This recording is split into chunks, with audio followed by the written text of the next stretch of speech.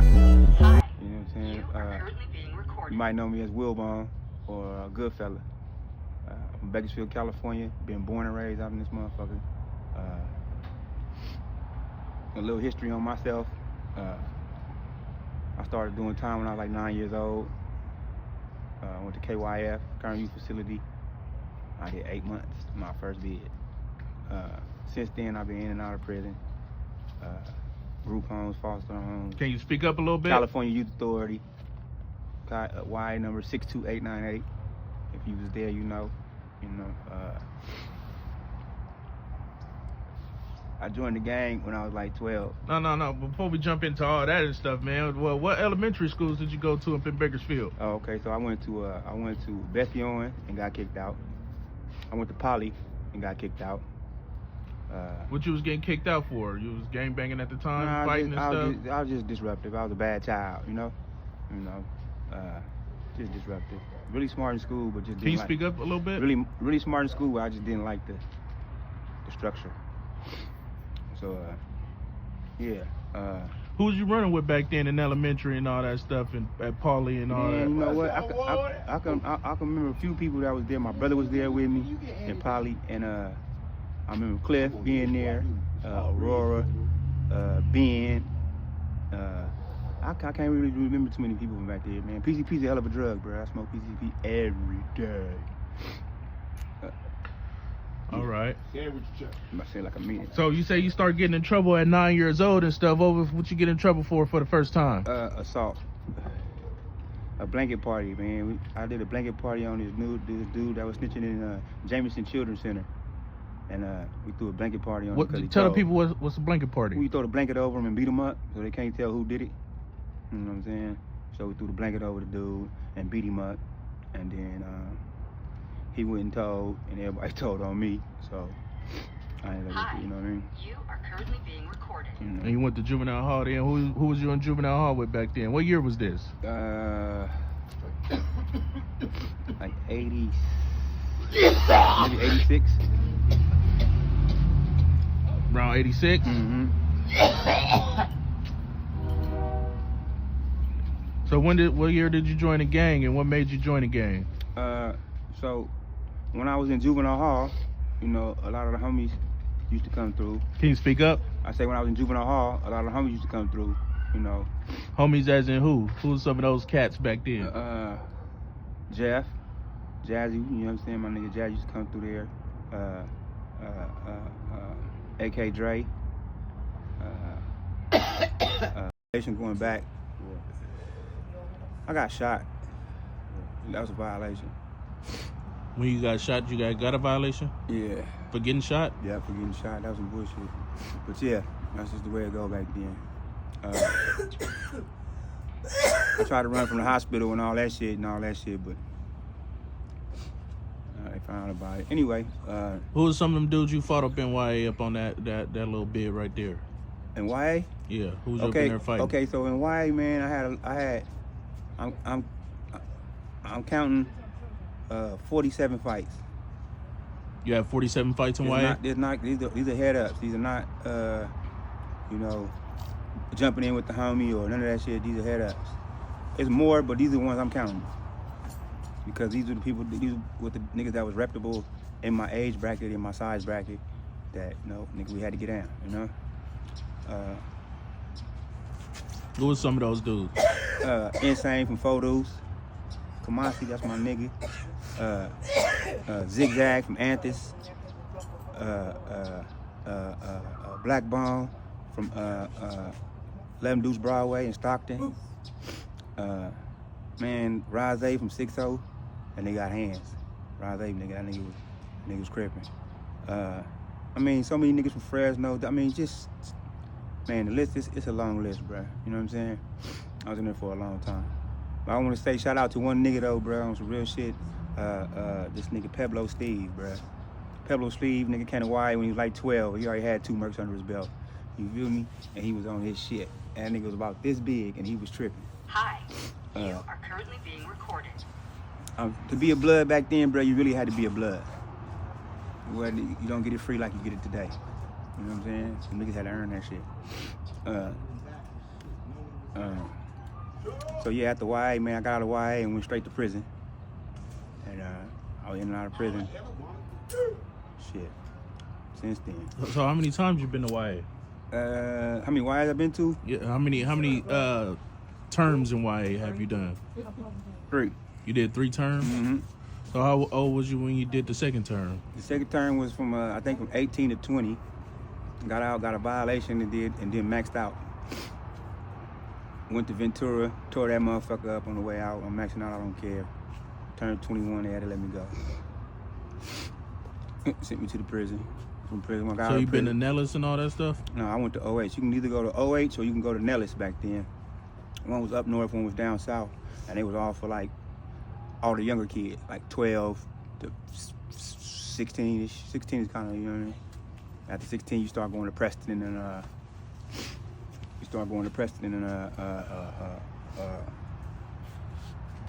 El Paso, shit like that.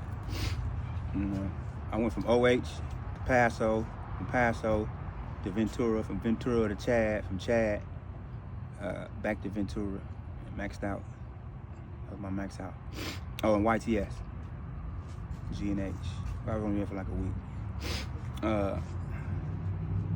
So yeah, man, the influence of the homies, man, you know, I was already pushing east, you know what I'm saying, but I had never got quoted on or nothing. And they was always telling me like, man, you ain't gotta get quoted on now, you really from the hood, you ain't gotta do that. But I wanted to do it because, you know, it was like, you know, that's the fashionable thing to do.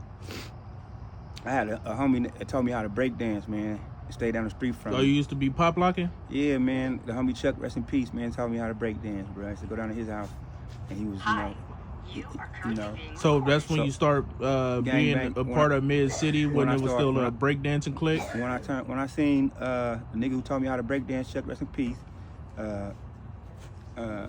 crippin', I'm going. I'm following him. You feel me? It was just Chuck was that nigga, bro. On some real shit. You know, may God rest his soul. So yeah, that happened when I was like when I was 12. They talking about you ain't got to get put on. They really didn't want to put me on because they know if they beat me up, my uncles and shit was coming. You know, they're like, no, you ain't got to do. But Who's your uncles? The Crumptons. You know. Can you name a few? No, I don't want to name them. But if you from here, you know. It's 9 boys, 1 girl. The 1 girl is my mama. So, you know, I got 9 uncles. And like I said, we all live in the same area. They all kind of, you know, people already know what's up, you know. Don't fuck with them people. So they're like, man, you ain't got to get put on. But I did get put on. Chuck and Chubbs and a nigga named Eric Blair put me on to Eastside Hoops. So how did life change for you from being a regular kid to transitioning over to gangbanging? A few harsh realities and you get over it, you know what I'm saying? Did you ever have like friends you was cool with before gangbanging and y'all end up parting ways and stuff once you joined the gang? No. But when I first got put on, I remember them telling us Crips don't wear red. You know what I'm saying? You gotta burn everything that you got that's red. So, you know, I went through my little wardrobe, put out all my red shit, you know, and I burned it. But I couldn't burn my Michael Jackson jacket. I could not burn my Michael Jackson jacket. So, you know, I just put that up to the side. I ain't wear it no more than that, but I just couldn't do it, you know. But, yeah. Hi. So I'm 50 now, and I've been in and out that prison system, man, for about 41 years. So with you being an ex East Side Mid City Crip gang member, who was some of your enemies back in time that like you used to have big rivals with? Well, I came up. Okay, so I came up in the era, bruh, under Eastside Crips. You feel me? Where a E was an E. You know what I'm saying? It wasn't all segregated It and was separated. nah. I mean, you still had the little cliques and shit, but we pushed E, bruh. You know what I'm saying? We pushed the E. You know, and everybody represented that same E. And that's the era and the understanding I grew up under. So, growing up, nigga, us in the country used to be cool. I got so many partners from the country. It's, you know, Mm-hmm. and all the niggas I fuck with that was out there, they was all sliders. So it was just, it was us and them on the dub. You feel me? You know. So you had like Lynn Dog, Squeak, Curl Daddy. You know what I'm saying? Yeah. These niggas that was holding the line over there. Big Lynn Dog. Yeah. So were you under these same dudes' wing, or you were in Shout out to my What? big fella. I've never been in a no. Probably the best fight I had was Joe Ferg. You know, Hi. Joe Ferg You are currently being recorded. gave me a run for my money, man. I think I'm like 20 years older than him, but he was on the farm, and I'd never been to the farm before. I was grabbing my shit to go to the farm. They called me for the farm, and the homie Lil Nub, rest in peace, said, "Nigga, you finna go to the farm?" I'm like, "Yeah, I don't know what this about. I'll be back in a minute. You know, they don't fuck with me over there." He said, "Man, the nigga Joe Ferg over there, bruh. When you get over there, get that nigga, get down with that nigga." I said, "I got you, sir." You know, so I went over there, went to chow. I'm like, "Man, who's Joe Ferg?" I came in that motherfucker tripping. And he was sitting in the front eating, because he was at the front door tripping too. And I'm like, "Nigga, you Joe Ferg?" He like, "Hi, what's up?" I'm like, "Nigga, we finna get down, nigga. What dorm you in?" He like, all right. I'm in 19. Or whatever dorm he said. Whatever dorm he said. So I'm gonna tell you then. It was busted to you guys. so yeah. Anyway,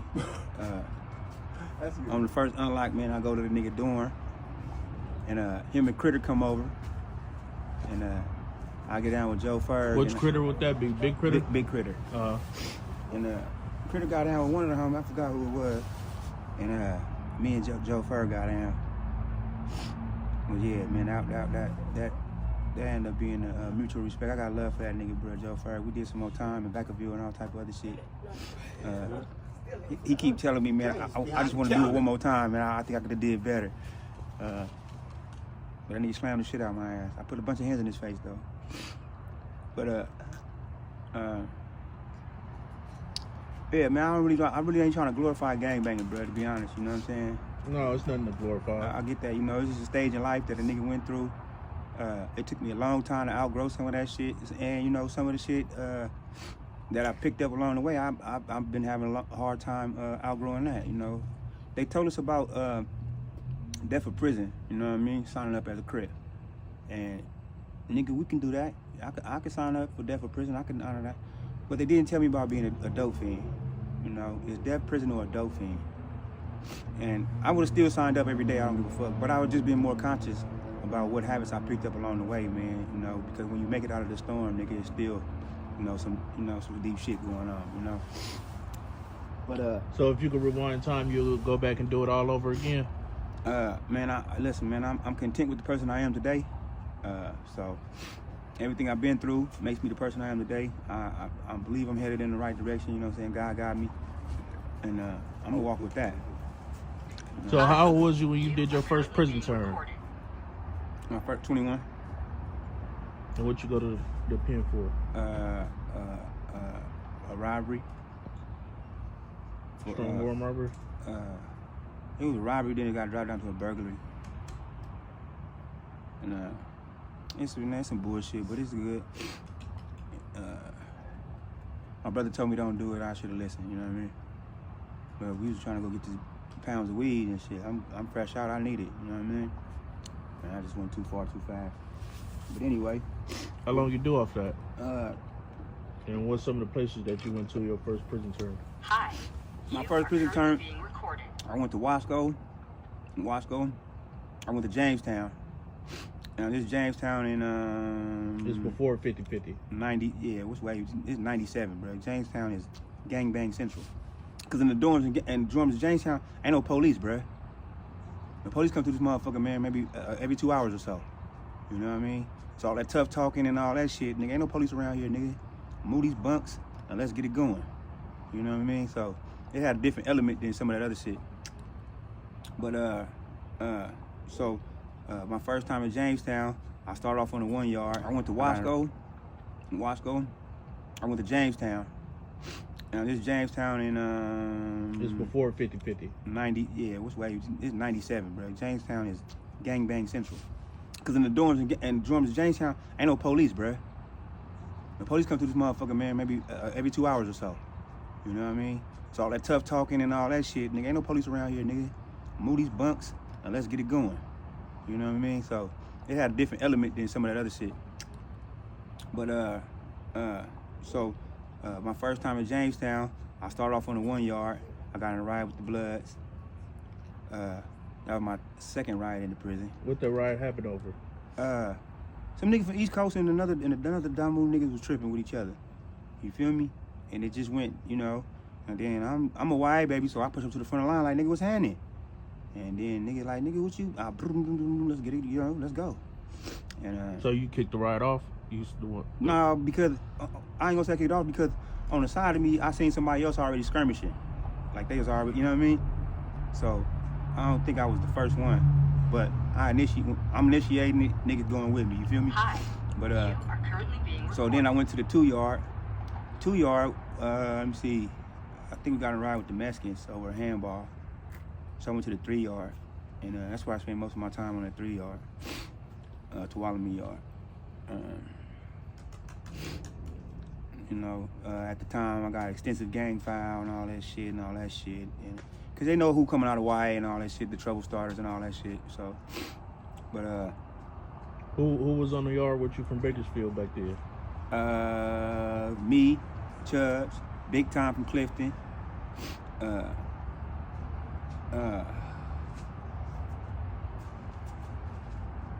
was like 9 of us on the yard, bro. I can't remember all of them. It was West Side niggas, East Side niggas, and country niggas too. You know, and back then we all pushed the 5. You feel me? So you know, it was a little different when we got up in there. And that's another way I got cool with a lot of niggas, bro. I did time with these niggas, bro. We pushed the 5 together. I had your back. We was on the yard together. We was, you know, politicking. I'm willing to ride for you like you was willing to ride for me.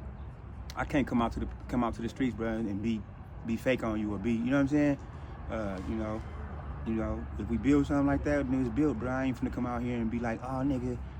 And that really didn't save my life a bunch, bro. Just keeping it all the way solid, you know? Because now I do a lot of walking around. I'm out in the open, man. I'm an easy target if nobody wanted me. You feel me? You know, and I think it's just the years of keeping it real, bro, that kind of like giving me a pass like that, you know?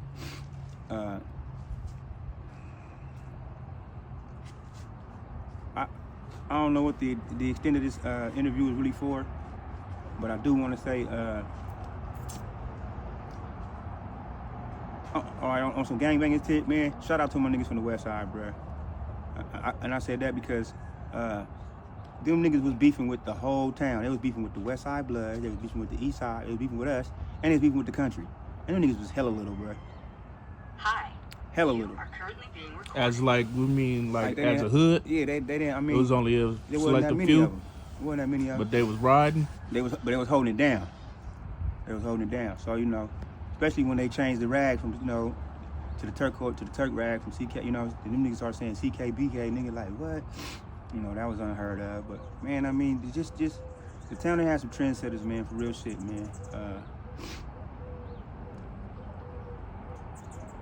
What about some of those dudes from out there that's country boy Crips? What was some of those dudes you was locked up with and cool with right now today? You see them, it be all love. Man, you know what? And it's the truth, bruh.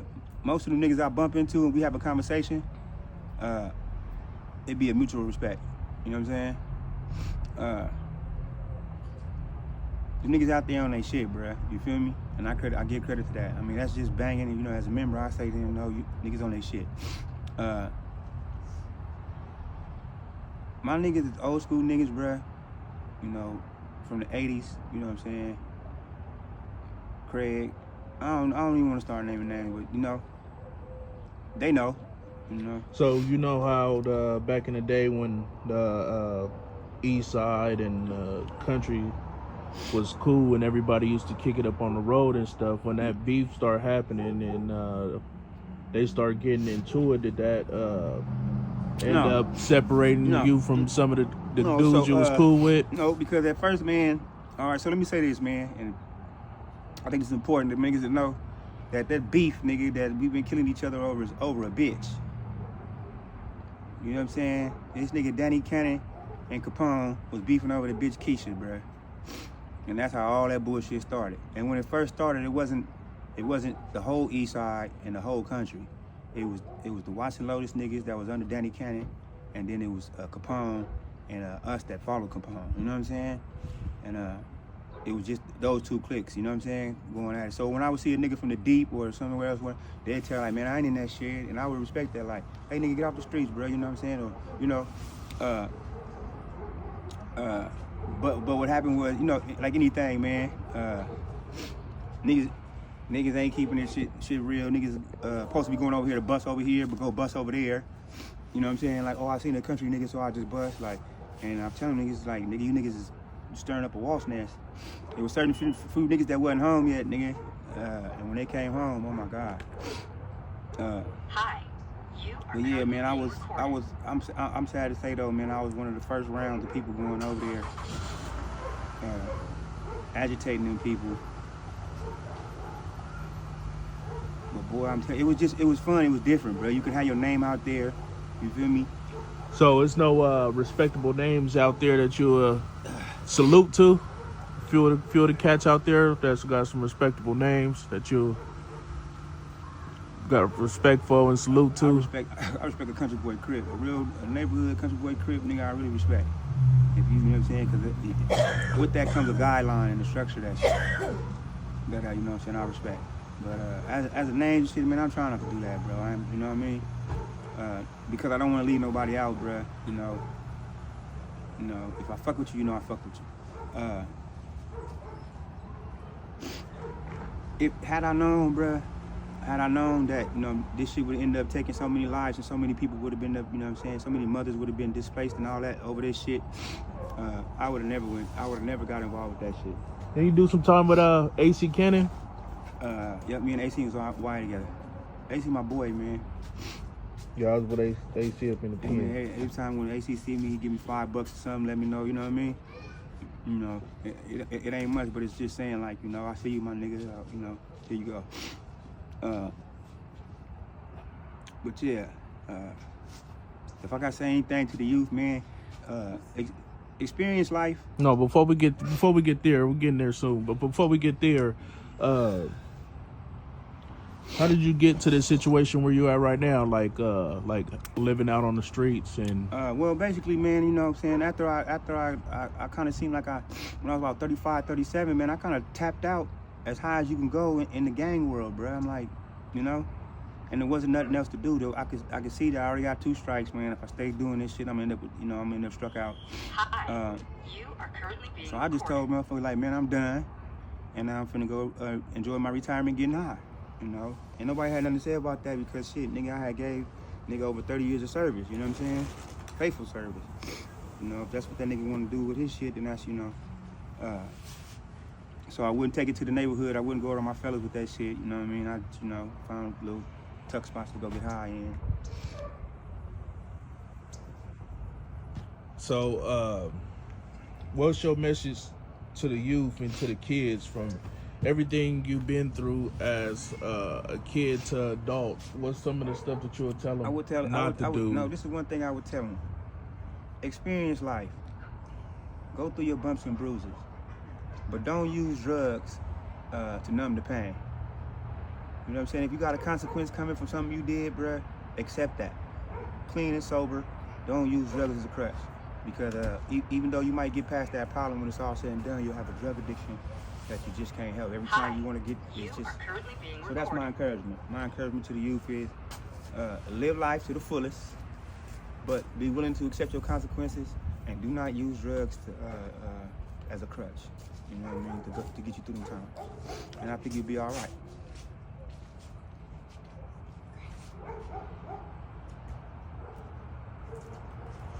So, what you think the youth could do right now to occupy their time away from being in gangs and stuff you know like what that? I would like to see more of, man. I would like to see.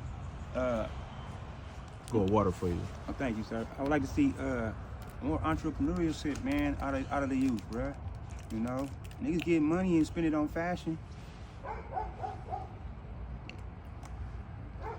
You ain't making nothing but work somebody else rich. Nigga, work with your kind, work with your crew. You know what I'm saying? Build something, a real establishment. Now you can do all the other shit. They'll pay you to wear that shit. You know what I'm saying? So what's your end goal and dream goal with everything that you done been through in your life and the stage you at right now, being on the streets and man, right now, drug usage? Like, what would you, if you want to turn it around, what you would like to do? I like to get into ministry, bro. In ministry? I like to get into ministry, but I like to have my life's ups and downs be benefit to somebody else, you know? I know off camera we was talking about you wanted to start a nonprofit. If you was to start a nonprofit, what would that nonprofit be about? It would be Good Earth Ministries, and it would be like a traveling ministry. Instead of making a church, I would, I get a truck and a trailer, and I would go around, helping people get a better understanding of the Bible. That's my life purpose. If I can do my life purpose, I would. And this would be for the youth, adults, or yeah. all? So I would have three segments, three main segments. One segment is prison in reach, where we're reaching out to inmates. Hi. We're trying to get You are currently being recorded. their kids up to come visit them, get them packages, but we requiring them to try to read certain books and kind of, get into a program of way of thinking. We want you to have these tools, so when you come out, we know what you know, and we can talk to you on terms, The other one would be at-risk youth, it's one thing to catch them coming out or catching them in and then coming out, but it's another thing to try to catch them before they go in, man. So that, and then the third part of it is tree planting or garden planting. Everywhere we go to give the message, we want to plant a tree or a garden, So those are the three, three ways that Good Earth Ministry wants to give back. So how you plan on starting all this? Like when do you got plans on changing your life, getting up off the streets and all that stuff? Yeah, right now I'm doing me, and it's coming to an end. It's getting there, so it won't be long now. But yeah, man, I like to say when, but I don't want to put no expectations on myself or come across like I'm being lying or something. But it's coming to an end, man. Shit ain't the same. Don't feel the same. The drugs ain't the same. It's just something gotta give. So when the pain outweighs the pleasure, that's when you make a change.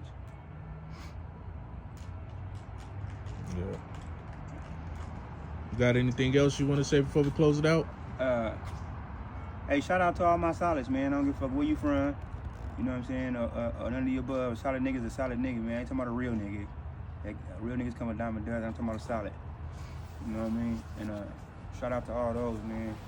Stepping stones along the way to help me get some game about myself, Because this Bakersfield gang go a long way. It's international if you take it with you. Well, WillBone, a.k.a. Good Fella. Keep your head up, man. Appreciate your time. You stay blessed, man. All right. I like to come back, man, when times is different, If I got something else better to say, if I can add something. Yeah,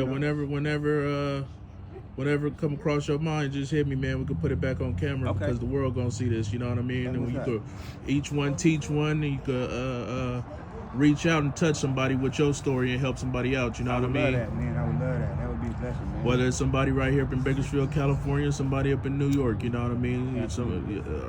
Africa or something like that, man. You reach out and touch somebody. Yeah.